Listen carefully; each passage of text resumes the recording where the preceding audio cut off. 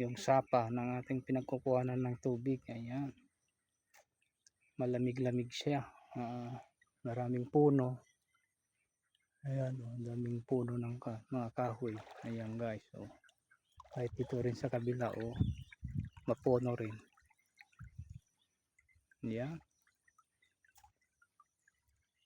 malamig dito, sarap magtambay pag tanghali rito.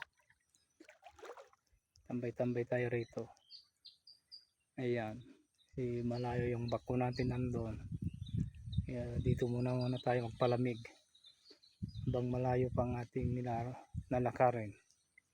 Nag video muna tayo. Ayan, flex lang natin tong ating pinagtatrabahuan guys. Ayan guys, okay na sa alright guys. Ayan, nasa gitna tayo ng bukid guys. Ayan, kawawa tayo rito, mag-isa lang tayo rito habang wala pa yung mga sasakyan na truck na ating kakargahan.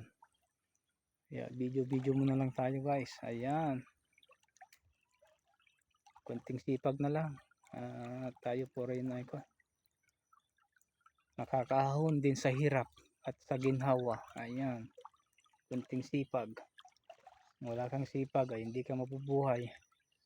Hintay mo na lang yung mahulog yung bayabas sa kung di mo susungkutin. Ayan, kailangan talagang sipag guys. Yun ayan, no long form video natin to para habang wala pa tayong ginagawa. Video pag may time. Ayan,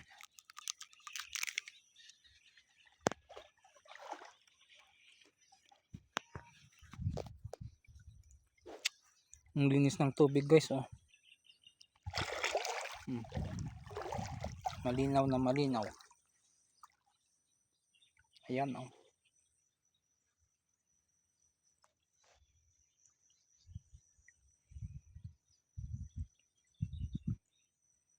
kaya sarap magtambay rito pag tanghali, lalong na pag gantong tag-init. Ayan,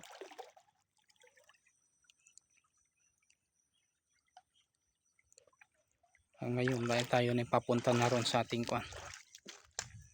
pagigiban. Ayan, ating sinalop na tubig.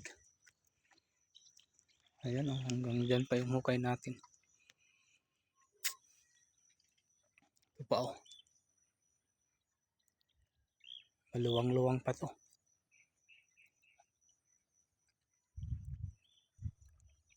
Ayan. Ayan, hanggang dito na lang ang ating video. Thank you for watching. Bye bye. God bless all. Mag-ingat palagi. Bye bye everyone.